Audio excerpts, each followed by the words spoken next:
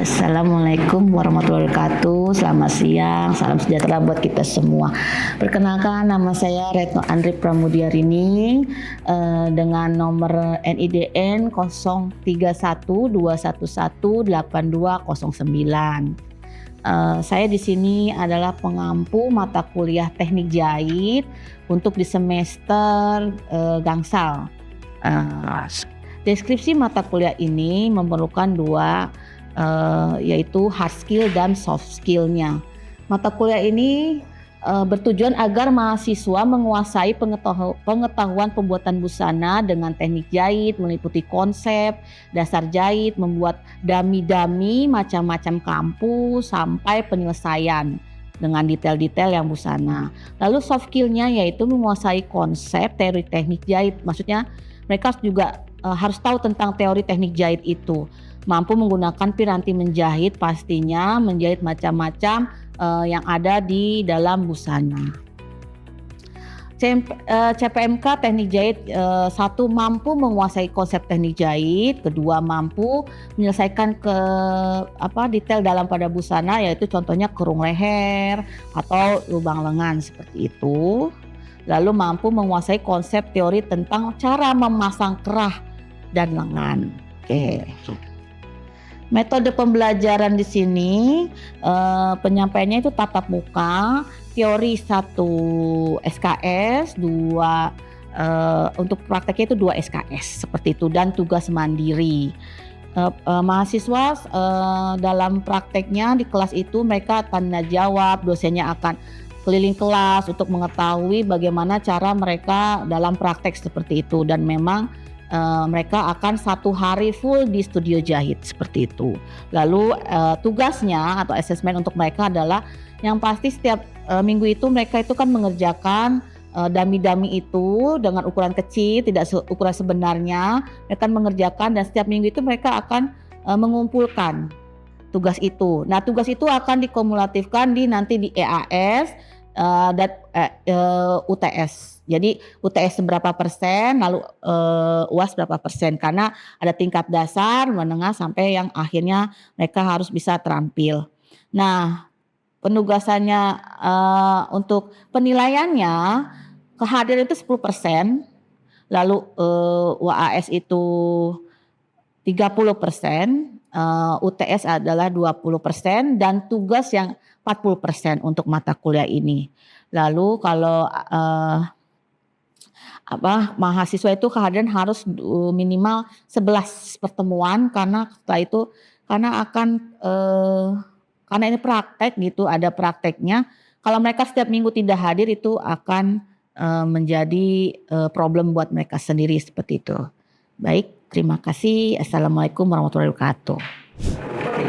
Assalamualaikum warahmatullahi wabarakatuh. Selamat siang semua. Apa kabar? Baik. Oke, terima kasih. Minggu lalu kita sudah ada pertemuan kan ya. Pertama saya sudah mengenalkan tentang macam-macam alat-alat teknik jahit.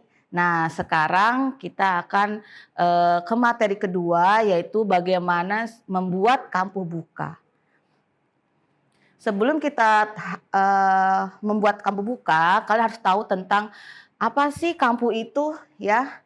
Kampu adalah elemen fundamental dalam konstruksi busana yang mempengaruhi kekuatan estetika hasil jahitan. Jadi kampu itu nanti tuh buat kalian bikin baju tuh harus tahu kampu tuh ada berapa macam seperti itu ya. Jadi nggak semerta-merta bikin baju aja gitu ya, nggak gitu juga. Lalu definisi kampu ya. Kalau tadi kan pengantarnya, kampu itu ternyata elemen dari busana salah satunya ya kan. Yang kedua adalah kampu adalah garis jahitan yang menyatukan 2 atau lembar kain. Biasanya terletak di pinggir pola yang sudah ditentukan. Nah, coba sekarang lihat bajunya. Nah, di pinggirannya ada ini kan? Ada 2 kain, salah satu kanan kiri. Lalu kalian, nah ini dibilangnya kampu. Ya, tiap baju pasti ada kampunya. Kalau nggak ada kampunya, gimana nempelinnya gitu kan? Oke. Nah, biasanya kalau untuk kampu buka itu 2 cm, 1,5 sampai 2 cm. Tapi kalau kampu tutup biasa 1 cm ya. Kegunaannya juga berbeda-beda seperti itu. Baik. Nah, ini macam-macam jenis kampu ya. yang kalian tahuin aja dasarnya, tapi sebenarnya banyak karena nanti saya akan menjelaskan tugas dari kalian semua. Ya, pertama lah kampu buka, keliman datar yang dipakai untuk pakaian casual dan jeans. Nah, biasanya jeans ada lagi namanya kampuh tutup, tapi di sini pengecualian bisa juga. Lalu ada kampuh tutup, yaitu jahitan tersembunyi yang sangat rapi dan kuat, seperti kebaya. Nah, kalau kalian pergi ke mall, sekarang lihat di garment-garment Uniqlo itu baju casualnya juga udah pakai kampuh tutup ternyata, pakai kampuh balik. Nah, kalau kampuh balik digunakan untuk keliman tepi tanpa jahitan terlihat. Nah, ini kebaya bahan transparan. Oke, lalu yang kedua adalah kampuh pipih, cocok untuk bahan tebal seperti kulit dan denim. Nah, ada yang pakai jaket denim? Nggak ada ya. Biasanya suka ada 2 jahitan kan dari lengan, di sisi atau di di dalam celana. Nah, itu fungsinya biar dia kuat ya. Selain ada hiasannya dan kuat juga. Lalu ada kampuh Prancis. Ternyata kampuh Prancis ini tuh sebenarnya hampir sama kayak kampuh balik, cuman dia lebih kecil. Seperti itu. Oke. Nah, di sini kalian akan membuat kampuh buka dulu nih. Kampuh buka apa sih? Ya kan? Kampuh buka adalah keliman jahitan yang dibuka. Ya, yang dibuka dan setrika rata, tapi kayaknya biasanya diselesaikan secara terpisah seperti jahitan zigzag. Nah, kalau ada kampuh buka, kalau zigzag itu biasanya untuk tailoring. Ya, kenapa kok tailoring harus pakai zigzag sih Mbak gitu kan? Karena kalau diobras saat dia nanti setrika, nah kainnya itu nanti ada kelihatan bekas setrikaan dan ada bekas jahitannya si obras, kan nggak bagus, biasanya zigzag. Nah, ini biasanya digunakan untuk teknik tailoring yang sudah atas untuk baju jas ya, jaket atau diobras. Nah, kalau diobras tuh baju yang kita biasa pakai seperti itu. Teknik ini umumnya dipakai untuk jahitan sisi rok, celana atau kemeja. Nah, yang kalian pakai sehari-hari dong, karena ini adalah kampuh yang paling sederhana. Oke, keunggulan kampuh buka adalah hasil jahitan yang tidak rata, tidak tebal, dan mudah disetrika sehingga memberikan kenyamanan saat dipakai. Nah, ini memang cocok untuk busana casual kita yang sehari-hari ya. Beda dengan kalau kalian mau ke pesta atau pergi ke rapat-rapat penting atau segala macam, itu pasti bajunya lebih agak susah kampuhnya. Nah, cara membuatnya ya, nanti kita akan demo ya setelah saya menjelaskan ya. Pertama, tandai kampuh pada pola dengan lebar standar 1,5 cm atau 2 cm. Jadi nanti ada 2 lembar kain kanan kiri. Nanti ukurannya saya kasih tahu berapa sentinya. Tepatkan 2 lembar kain dengan sisi baik berhadapan. Jadi kalian udah tahu kan kemarin kasih tahu mana buruk kain, mana bagian baik kain kan. Jadi udah tahu ya. Nah, ketiga, jahit sepanjang garis kampuh sesuai lebar yang ditandai. Jadi ditandain tuh pakai kapur jahit. Oke. Yang keempat, untuk kampuh buka jahitan dan setrika rata. Dan memang setrika ya. Nah, kalau untuk menghasilkan baju yang bagus, memang harus rajin nyetrika. Nah, yang kelima untuk kampuh tutup. Nah, ini saya kasih pengertian sedikit karena minggu depan kita akan membahas kampuh tutup. Hari ini kita akan membahas kampuh buka. Nah, kalau kampuh tutup, lipat dan jahit ulang untuk menyembunyikan tepi kain. Beda ya. Kalau ini dia dibuka kelihatan. Oke, nah ini kita nggak banyak-banyak kali kita akan praktek. Kampuh yang berkualitas adalah kunci daya tahan dan kenyamanan busana. Pemilihan jenis kampuh perlu disesuaikan dengan bahan dan desain. Latihan konsisten dalam menjahit akan menghasilkan kampuh yang rapi, kuat, inti dari konstruksi garment profesional. Jadi kalian tuh harus tahu, kalian kan akan menjahit banyak baju ya, di sini tugas gitu ya. Nah, itu harus tahu. Nah, bahan transparan harus kampuh apa? Kalau bahannya yang katun harus kampuh apa? Denim kampuhnya apa? Ya, jadi bisa diterapkan seperti itu. Jadi jangan lupa nantinya. Oke, tadi saya sudah menjelaskan ya definisi, tata cara. Nah, ini adalah tugas kalian 1 semester. Banyak ya. Jadi harus setiap pertemuan dikerjakan ya. Jadi nanti UAS atau IAS ini dikumpulkan. Oke ya. Tapi ini enggak tiba-tiba kalian jadi, tapi memang melalui proses. Nah, sekarang saya mencoba untuk bagaimana sih cara membuat kampuh buka. Kemarin kan kalian sudah saya suruh bawa kain belacu ya, kain belacu. Oke. Nanti dipotongnya 20 kali 15. Jangan lupa arah serat kainnya. Ini adalah memanjang, ini melebar. Paham ya? Nah, nanti kita lipat 2 karena ini kalian adalah membuat dummy, tidak membuat sebuah produk ya. Jadi kalian hanya membuat dummy, jadi kainnya pun diukur seperti diameter saja, seperti kotak saja. Oke, Kemarin 20 kayak 25 ya, kayak potong. Kalian nanti pakai ukuran ya. Ini kan saya memberikan prakteknya mengira-ngira ya. Oke. Potong bagi 2. Oke. Sisanya kita lipat. Bisa dipakai buat yang lain karena kampu buka itu kalian mengerjakan ada 5 macam ya. Nah, tapi ini yang diobras dulu. Tapi pada awalnya sama. Oke. Setelah ada 2 ini dibagi 2. Ya, dibagi 2. Lalu ini diberi 2 cm, ukuran dari sini ke sini, ini juga. Oke. Ini udah ketemu baik dan baik atau udah buruk dan buruknya. Oke. Nanti dijahit.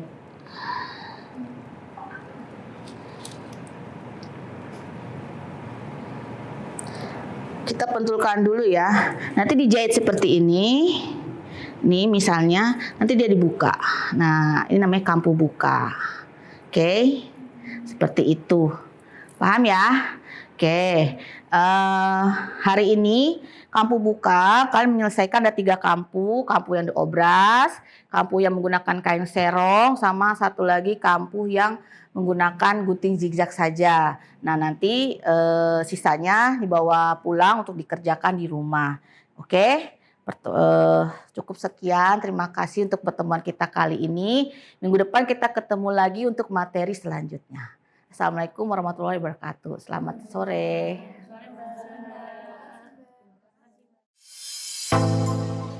Assalamualaikum warahmatullahi wabarakatuh. Salam sejahtera bagi kita semua.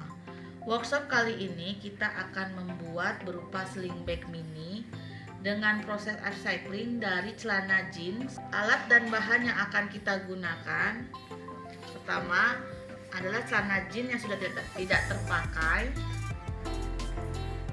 lalu alat-alat menjahit, ada gunting, ada jarum, kapur jahit, benang, dan ada bahan aksesorisnya, rantai. Kalau teman-teman tidak ada rantai di rumah, bisa menggunakan tali kulit atau tali atau sisa kain-kain yang sudah tidak terpakai. Lalu ada buckle. Kami di sini akan membuat 2 buah sling bag mini yang dapat kalian buat atau kalian lihat nanti. Itu pola sudah kami buat. Lalu yang sudah pasti mesin jahit. Apabila teman-teman tidak mempunyai mesin jahit, bisa menggunakan jahit tangan. Setelah kita menyiapkan semua peralatan dan bahannya, kita akan membuat pola. Yang pertama kita buat dari saku yang sebelah kanan, karena biasanya saku sebelah kanan ada detail saku yang kecil, ya. Nah, dari pola yang sudah kita buat, kalian bisa improve aja sendiri langsung membuat polanya di sini, karena kemungkinan juga setiap ukuran celana kan berbeda-beda. Jadi di sini mungkin pola yang kita buat pun bisa kalian ubahkan. Ya, kita sematkan jarum terlebih dahulu.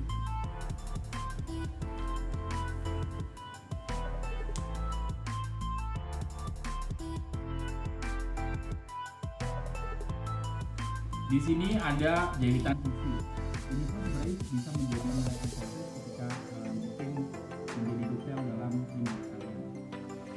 Jadi kita akan menyertakan dari sisi ini dalam sling bag. Jadi akan kita gedekan, lebarin sedikit ya. Oke. Dari pola kita yang sudah dibesarkan dan sudah kalian kasih tanda, lalu kita segera menggunting sesuai dengan pola yang sudah. Ketika kita menggunting, dilebihkan sekitar 1 cm.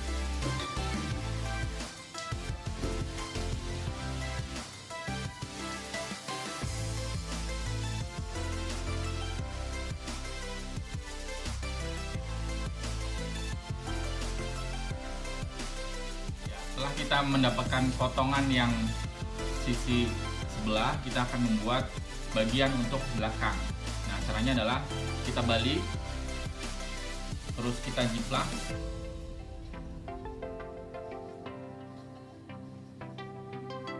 Jiplak sesuai dengan guntingan yang tadi, dan jangan lupa bagian atas kita lebihkan kurang lebih sekitar 4 cm.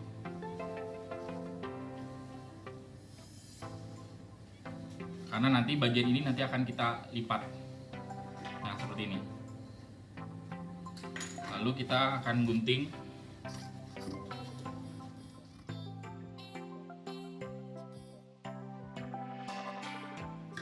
Ya, kita sudah mendapatkan dua pola kantong celana jeans bagian depan dan yang untuk bagian belakang. Nah, setelah kita membuat potongan ini, kita ada satu bagian tali kita potong, akan kita tempelkan di bagian sisi belakang. Nah, jadi nanti biar kalian tidak lupa, kalian tempelin dulu ini, ditempel ini bagian sisi sebelah kiri. Nah, yang satu lagi bagian belakang kanan. Sebelum kita menjahit seluruhnya, kita tempel dulu pinggangnya. Ya, setelah kita jahit bagian anak pinggangnya buat geser ini, kita jahit mati aja nggak apa-apa. Terus bagian atasnya juga jangan lupa dijahit. Barulah kita satukan di antara dua panel tersebut.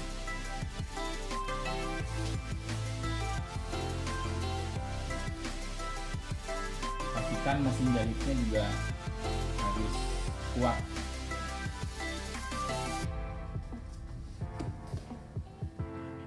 Oke. Nah, kita satukan lalu kita jahit keliling.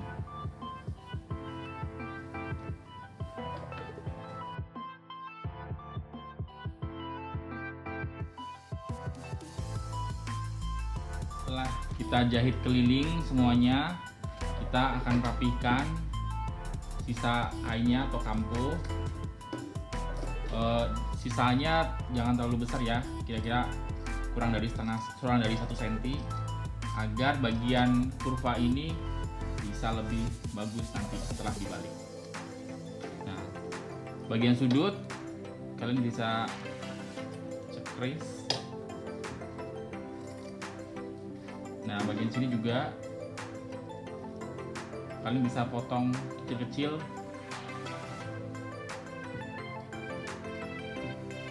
Jangan sampai melewati jahitan.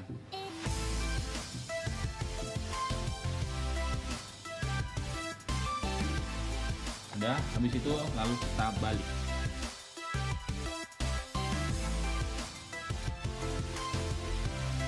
Oke.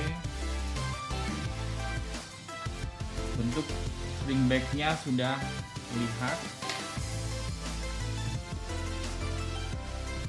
Tinggal kita finishing dengan aksesoris.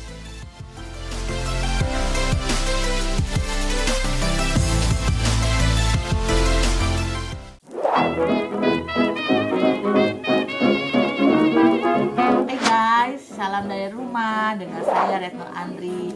Meskipun kalian tinggal di rumah saja karena pandemi ini, namun jangan sampai mematikan kreativitas kita ya. Jika kita keluar rumah, tentu saja harus menggunakan masker untuk keamanan dan kesehatan kita. Kita akan membuat masker yang unik tanpa menjahit. Selain itu, masker multifungsi. Selain untuk masker, ini dapat berubah menjadi shawl. Bahan yang diperlukan adalah bahan-bahan yang sudah tidak terpakai oleh kita sendiri ya guys. Ini misalnya pasmina, ini pasmina yang segi panjang itu, atau segi 4 yang memang kita ada. Nah, bolehkah bahan yang polos? Boleh ya, bebas untuk selera ya. Setelah bahannya ditemukan atau kalian sudah dapat di rumah, kalian bikin bentuk pola segi 4 ya, segi 4 sama sisi ya. Ukurannya 50 x 50 sekeliling. Oke. Lalu kalian akan membuat, ini adalah pola masker simple aja sih, 22 x 13 cm. Lalu bahan-bahan yang diperlukan yang pastinya Ini pin atau jarum pentul yang biasa kita kenal, gunting pastinya, benang ya, lalu ada jarum tangan ya, karena kita menjahitnya menggunakan tangan ya. Nah ini kapur. Yang paling penting yang pastinya adalah karet untuk di kupingnya. Ya sekarang kita cara memotongnya ya, jangan lupa 50 kali 50. Nah kalau kerudungan kan suka ada pinggirannya, jangan gunting, jadi dipaskin saja ya supaya tidak membuang. Jadi satu pasmina mungkin bisa bikin 4 masker.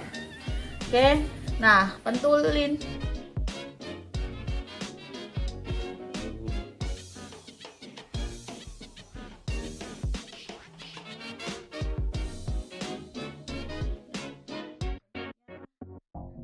Kita ambil gunting bahan. Kalau di rumah nggak ada gunting bahan ya gunting apa aja, asal jangan gunting buat masak ya.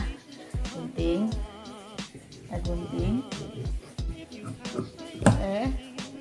Kalau udah kita lipat dulu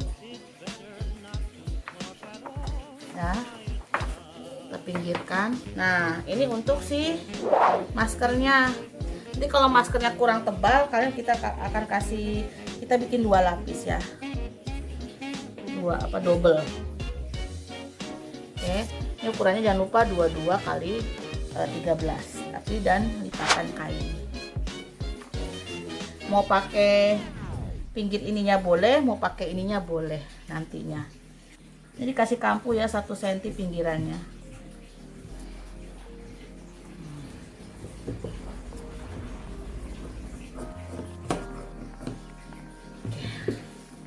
Udah jadi. Sekarang cara menjahitnya. Oke. Ini yang tadi sudah kita buat. Kita buka dulu pentulannya.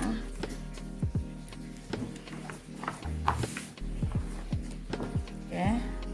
Nah, ini bisa kalian lipat begini. Ya. Lalu nanti dia akan ditempel begini. Nah, nanti jadinya seperti ini. Nah sekarang kita mulai menjahit. Kita siapkan jarum sama benang ya, sesuai dengan warna kainnya. Oke. Nah ini kan ada yang tidak bagus ya, maksudnya kalau yang sebelah sini kan bukan basmina dan dijahit, di sini ada unfinish. Nah yang bagian sini boleh dijahit. Kalau memang jahitannya pengen kelihatan boleh pakai warna lain, misal jadi kayak hiasan benangnya. Kita pakai jelujur ya, yang simpel ya. Ini pakai pasmina, kalau pakai segi 4 nggak usah diginiin lagi, langsung aja.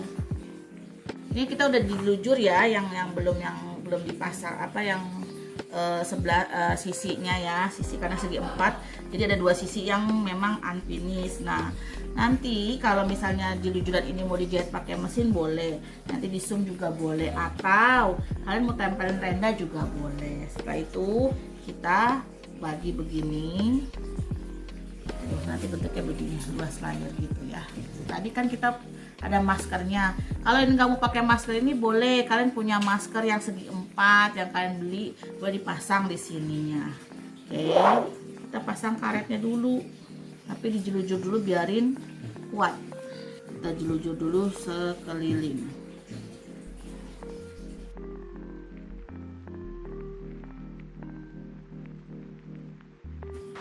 Jejak itu jelujur, tetapi dia balik lagi. Jadi pertama kita begini, set.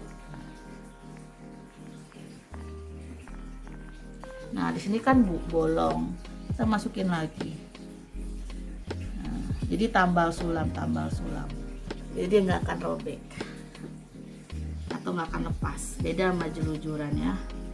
Nanti kita sisain di tengah-tengah ini sekitar 5 cm ya. Nanti dijahit lagi ke sini. Jadi bentuknya begini jahitnya. Jadi saya udah kasih tanda deh kalau nggak salah ini. Tandanya ini putih, ini. Nah, sekitar 5 cm sampai 6 cm buat ngebaliknya. Jadi sini bolong, sini nanti bolong. Ini yang saya jahit adalah bagian buruknya ya. Lalu saya akan buka ini. Saya balik ini. Kalau mau disetrika dulu, tempel dulu di syalnya, dan kita akan tahu di mana nanti karetnya akan terpasang. Kita cari tengahnya dulu, lipat dua di tengah, ya, di tengahnya kita tandain. Oke, nah ini juga tengahnya kita tandain. Nah, oke. Nah, nanti begini bentuknya. Nah, kita akan pakai jarum pentul. Sudah dipin atau dipentulin supaya tidak bergerak. Lalu ini jarumnya dari bawah ya guys, kita tikam jejak lagi. Sesudah ditikam jejak atau dijul-jul double gini, ini udah jadi setengah jadi ya, setengah jadi. Yang kita perlukan adalah bahan adalah karet ya, karet untuk kupingnya orang. Ukurannya 20 cm dikali 2 ya. Jadi 2 lembar, 20 kali 2. Sekarang kita akan menjahit. Di sini satu, di sini satu. Kita jahitnya di belakang. Ya. Oke, di sini. Yang jahitnya juga harus kuat. Berulang-ulang, bisa 2 kali, 3 kali supaya tidak cepat putus. Saya jahitnya 2 kali, gunakan tusuk dulu tikam jejak. Oke. Ini satu sisi sudah ya, bagian atas, lalu kita balik begini di bagian sebelah sini, tapi jangan terlalu dekat di atasnya sini ya, karena nanti jangan terlalu mepet pas sambungan. Nah sini kita jahit jaraknya antara sisi sampai ke sini 1 cm udah cukup. Bagi yang nggak mau pakai karet, pakai kain juga boleh. Oke, udah jadi ya. Ini tinggal dimasukin ke kuping. Kalau ini kebesaran ukurannya bisa kalian kecilkan, misalnya bukan 20 cm, misal 10 cm juga bisa ya, tergantung selera. Kalau pengen yang agak longgar mungkin bisa. Nah bagi yang kerudungan, ini cuma tinggal dipanjangin talinya ke sana, pakai tali sisa dari si ini ke sana, nanti buat diikat. Nanti ini belakangnya ini nanti begini. Nah ini boleh pakai kancing cetek, boleh cuman hanya diikat begini kalau yang nggak punya. Nah jadi nanti ini masker sama nutupin leher. Ini hasil akhirnya. Nah kalau ini kurang kenceng, tinggal ditarik lagi. Nah nanti kalau ini nggak mau dipakai, nah ini bisa masukin ke dalam. Jadi pasang.